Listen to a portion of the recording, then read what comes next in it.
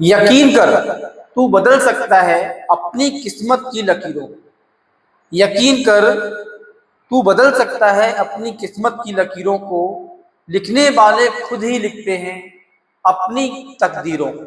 ध्यान रखना है बेटा, आप खुद अपनी किस्मत को लिखोगे यदि मेहनत करोगे तो, क्योंकि सबसे बड़ी मेहनत, ठीक है ना बेटा, मेहनत से ही तकदीर लिखी जाती है।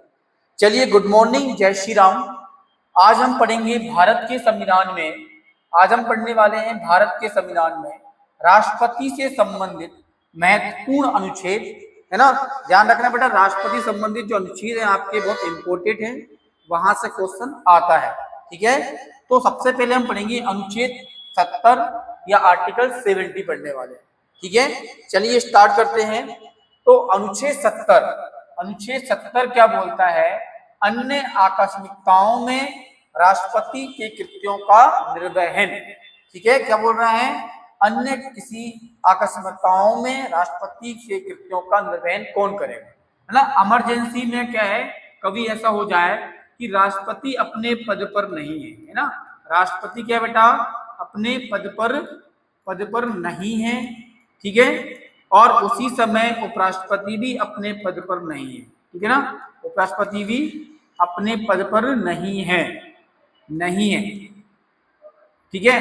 तो ऐसी स्थिति में राष्ट्रपति के काम को कौन करेगा, राष्ट्रपति के कृत्यों का पालन कौन करेगा, ठीक है ना। यदि ऐसी सिचुएशन कभी आ जाती है जब राष्ट्रपति और उपराष्ट्रपति दोनों ही अपने पद पर ना हो, तो ऐसी स्थिति में क्या होगा, ये अनुच्छेद 70 बताता है। और अनुच्छेद 70 में यही बात लिखी गई है कि जब राष्ट्रपति और उपराष्ट्रपति अपने पद पर नहीं होंगे तो संसद जो चाहेगी वो उपबंध कर सकती है ना। फिर किस पर निर्भर करता है बेटा? संसद पर निर्भर करता है कि संसद क्या उपबंध करती है ना, संसद क्या व्यवस्था करती है, ठीक है ना। और ऐसा बेटा हुआ भी है 1969 में। कब हुआ है? 1969 में, ये रफ कर रहा हूं मैं। 1969 में बेटा राष्ट्रपति जो थे ना, वो थे जाकिर हुसैन। कौन थे बेटा? जाकिर हुसैन, ठीक है ना। जाकिर हुसैन जो थे वो राष्ट्रपति थे। और उपराष्ट्रपति ये कौन थे बेटा? राष्ट्रपति थे। और उपराष्ट्रपति कौन थे? बीवी गिरी। कौन थे? बीवी गिरी, है ना। ये दोनों ही, ये थे बेटा उपराष्ट्रपति, है ना, उपराष्ट्रपति थे और ये राष्ट्रपति थे। ये दोनों ही उस समय अपने पद पर नहीं थे। कब थे? 1969 में। तो संसद ने एक क्या निकाला बेटा, एक अधिनियम बना दिया, राष्ट्रपति उत्तराधिकारी नियम, है ना। उत्तराधिकारी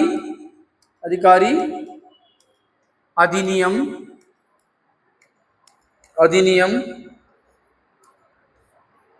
1979, है ना बेटा। जब राष्ट्रपति और उपराष्ट्रपति दोनों अपने पद पर नहीं रहते हैं, तब राष्ट्रपति के कर्तव्यों का निर्वहन कौन करेगा, ठीक है ना। उसका निर्णय संविधान के अनुच्छेद 70 के अनुसार संसद जैसा उपबंध करेगी वैसा हो जाएगा, है ना। और ऐसा 1969 में हुआ भी था, जब राष्ट्रपति जाकिर हुसैन और उपराष्ट्रपति बीबी गिरी अपने पद पर नहीं थे। उस समय संसद ने राष्ट्रपति उत्तराधिकारी अधिनियम 1969 जो है ना वो लेकर आए, और उसके अनुसार बोल दिया कि उच्चतम न्यायालय का मुख्य न्यायाधीश, उच्चतम न्यायालय का मुख्य न्यायाधीश कौन बेटा? मुख्य न्यायाधीश, ठीक है बेटा, मतलब सुप्रीम कोर्ट के मुख्य न्यायाधीश, है ना, वो कर्तव्यों का निर्वहन करेंगे। जब राष्ट्रपति और उपराष्ट्रपति दोनों ही अपने पद पर नहीं रहते हैं, उस समय सुप्रीम कोर्ट के मुख्य न्यायाधीश जो है राष्ट्रपति के कर्तव्यों का निर्वहन करेंगे। और यदि मुख्य न्यायाधीश भी उपस्थित नहीं हो तो बेटा वरिष्ठ न्यायाधीश, सुप्रीम कोर्ट के वरिष्ठ न्यायाधीश उनके कर्तव्यों का पालन करेंगे। ऐसा संसद ने उपबंध कर दिया है, ठीक है बेटा। अब कभी भी राष्ट्रपति के कर्तव्यों का निर्वहन करने में दिक्कत आएगी नहीं। क्यों? क्योंकि जब राष्ट्रपति अपने पद पर नहीं रहता तो उपराष्ट्रपति राष्ट्रपति के कर्तव्यों का निर्वहन करता है, और दोनों ही यदि जो पद पर नहीं है ना, तो उनके कर्तव्यों का पालन संसद ने इसका उपबंध कर दिया है अनुच्छेद 70 के अनुसार कि राष्ट्रपति उत्तराधिकारी अधिनियम 1969 लेके आई और उसमें बोल दिया कि जब दोनों ही अपने पद पर न हो, राष्ट्रपति और उपराष्ट्रपति, उस समय उच्चतम न्यायालय के मुख्य न्यायाधीश जो है राष्ट्रपति के कर्तव्यों का निर्वहन करेंगे, और यदि उच्चतम न्यायालय के मुख्य न्यायाधीश भी ना हो तो वरिष्ठ न्यायाधीश करेंगे, है ना। तो 1969 में बेटा, है ना, मोहम्मद हिदायतुल्लाह, है ना बेटा, कौन बेटा, मोहम्मद हिदायतुल्लाह, ध्यान रखना बेटा, मोहम्मद हिदायतुल्लाह, मैं लिख देता हूं, मोहम्मद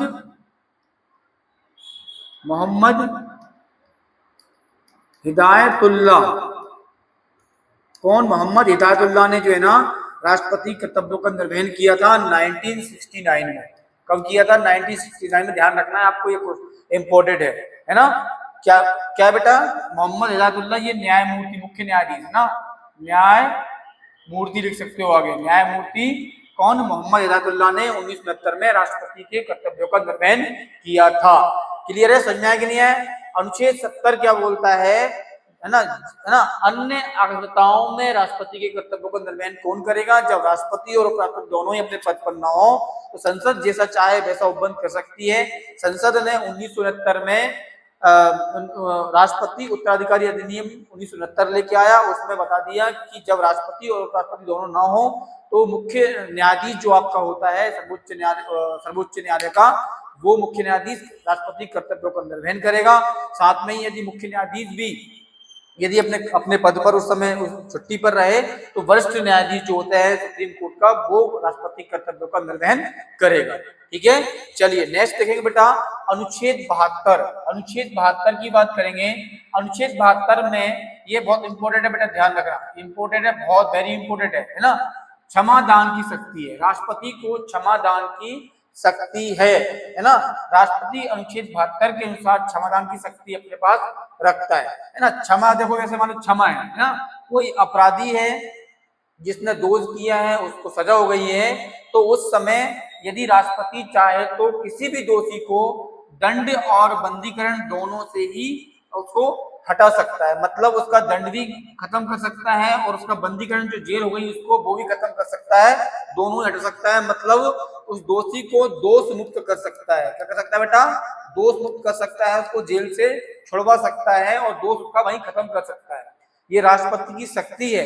राष्ट्रपति चाहे तो किसी भी दोषी की दंड को भी खत्म कर सकता है और बंदीकरण जो होता है, जेल हो जाती है, वो भी खत्म कर सकता है, दोनों को हटा सकता है और उसको जेल से बिल्कुल एकदम मुक्त कर सकता है, दंड को खत्म करके जेल भी उसी खत्म कर दे, है ना। ये होती है क्षमादान शक्ति, राष्ट्रपति के पास है और किसी के पास नहीं है भारत में। भारत में ऐसा कोई भी व्यक्ति नहीं है जो क्षमादान की शक्ति अपने पास रखता हो। राष्ट्रपति क्षमादान की शक्ति अपने पास रखता है, दंड को खत्म करने की और बंदीकरण को खत्म करने की, दोनों को खत्म कर उस व्यक्ति को बिल्कुल एक बिना दोष के बाहर छोड़ सकता है ना। चलिए दूसरा एक और है बेटा, लघुकरण। लघुकरण का मतलब होता है दंड का स्वरूप को बदलकर कम कर देना। जैसे मृत्युदंड यदि किसी व्यक्ति को मिली है तो उसको कठोर या साधारण कारावास में बदल सकता है राष्ट्रपति। राष्ट्रपति लघुकरण, एक होता है क्षमादान, एकदम बिल्कुल एकदम उसके दोष को पूरा माफ कर देना, है ना, उसकी जेल को माफ कर देना। एक होता है सजा में कुछ कमी कर देना, जैसे उसका बोलते हैं लघुकरण। क्या बोलते हैं? लघुकरण मतलब बड़ी सजा को छोटे में कन्वर्ट करना। जैसे कोई दंड किया है किसी व्यक्ति ने, उसके स्वरूप को बदल देना, है ना। किसी को मान लो मृत्युदंड, फांसी की सजा मिली है, उस सजा को कठोर कारावास में बदल देना या साधारण कारावास में बदल देना, ठीक है ना।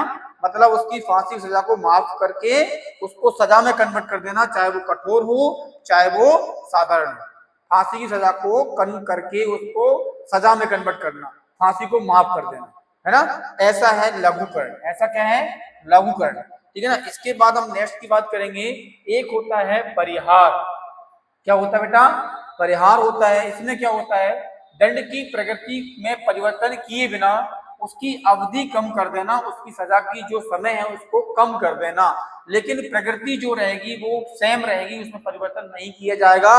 जैसे यदि किसी व्यक्ति को 2 साल का कठोर कारावास हुआ था, 2 साल का कठोर जेल हुई थी, उसको, है ना, 1 साल के कठोर कारावास में बदल देना। मतलब जो प्रकृति थी बेटा कठोर, वो कठोर ही रहेगी, लेकिन उसकी समय सीमा जो है, समय सीमा है वो क्या कर दी बेटा उनने, कम कर दी। समय सीमा कम कर दी मतलब 2 साल की जगह उसने, राष्ट्रपति ने 1 साल कर दी।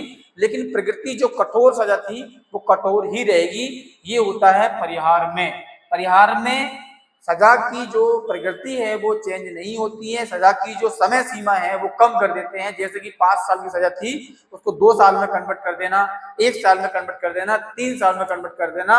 लेकिन प्रकृति यदि साधारण है तो साधारण ही रहेगी, और कठोर कारावास हुआ था तो कठोर कारावास ही रहेगा, प्रकृति चेंज नहीं होगी परिहार में। ठीक है। नेक्स्ट है आपका प्रविलंबन। क्या होता है बेटा प्रविलंबन? इसमें किसी दंड पर रोक लगा देना, जैसे विशेषकर फांसी, है ना। प्रविलंबन में क्या होता है, रोक लगा देना उसकी, जैसे फांसी की सजा किसी व्यक्ति को हुई है उसकी फांसी रोक देना। जैसा आपने कई बार सुना होगा किसी को फांसी मिलती है उसकी फांसी को रोक दिया जाता है ना, और 2-3 साल रोक दिया जाता है ना। तो उसका मतलब होता है प्रविलंबन जो सजा थी उसकी, उसके दंड को रोक दिया गया है। फांसी की सजा किसी व्यक्ति को मिली है उसको रोक दी गई है, ताकि दोषी व्यक्ति अपनी क्षमा याचना कर सके कि भाई मुझसे गलती हुई थी, मैंने गलती कर दी यार, क्या गलती कर दी मैंने यार, ऐसा मतलब वो अपने किए हुए पछता सके, उसकी माफी क्षमा अपने अपने अंदर ही मांग सके, है ना। प्रविलंबन मतलब होता है किसी सजा को रोक देना।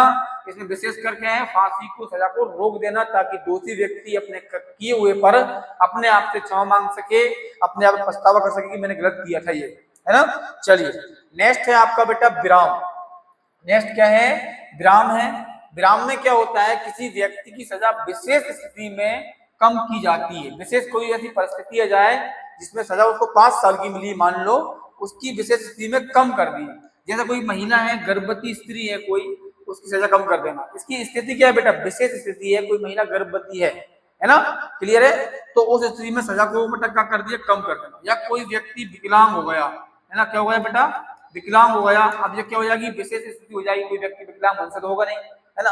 विकलांग स्थिति अभी क्या विशेष स्थिति है। इसमें मान लो किसी व्यक्ति को 5 साल की सजा हुई थी, उसको 1 साल में कन्वर्ट कर दिया, 2 साल में कन्वर्ट कर दिया, 3 साल में कन्वर्ट कर दिया। कोई गर्भवती महिला उसकी 2 साल की सजा थी, उसको 1 साल में या 6 महीने में कन्वर्ट कर दिया। क्यों, क्योंकि गर्भवती महिला है, डिलीवरी भी होना है, प्रसव भी होना है, तो उसकी सजा को कम कर देना, है ना। ये क्या होता है, विराम में जो है ना आपका कुछ विशेष स्थिति में उसको कम किया जाता है। ठीक है बेटा, चलिए तो ये आपकी समझ में आया बेटा, नहीं आया आपको? जैसे मैंने बताया था आपके लिए, अनुच्छेद 70 में 72 में क्या है, क्षमादान शक्ति है। क्षमा में क्या करता है राष्ट्रपति, किसी भी दोषी की क्षमा, दंड भी माफ कर देता है, उसकी सजा भी माफ कर देता है, उसको एकदम स्वतंत्र रूप से छोड़ दिया जाता है कि भैया आपकी सजा पूरी माफ हो गई है, आपने कोई भी गुनाह नहीं किया था, ऐसा राष्ट्रपति कर सकता है। ध्यान रखना। लघुकरण में क्या होता है बेटा, लघुकरण में स्वरूप को बदलकर उसकी सजा को कम किया जाता है। जैसे कि मृत्युदंड हुआ किसी को, उसको कठोर कारावास में या साधारण में बदल देना, है ना। एक होता है आपका क्या बेटा, परिहार, जिसमें प्रकृति को चेंज नहीं किया तो सजा जो होती है उसकी प्रकृति चेंज नहीं की जाती है ना। उसकी 2 वर्ष की कारावास को 1 वर्ष में कन्वर्ट कर देते हैं, लेकिन प्रकृति कठोर ही रहेगी।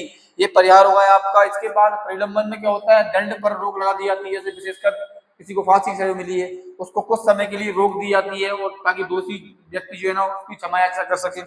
एक होता है विराम, जो आपको होता है विराम, किसी व्यक्ति को सजा विशेष स्थिति में कम कर देना। जैसे कोई महिला गर्भवती है उसकी सजा कम कर देना, ठीक है ना, इस प्रकार से होता है।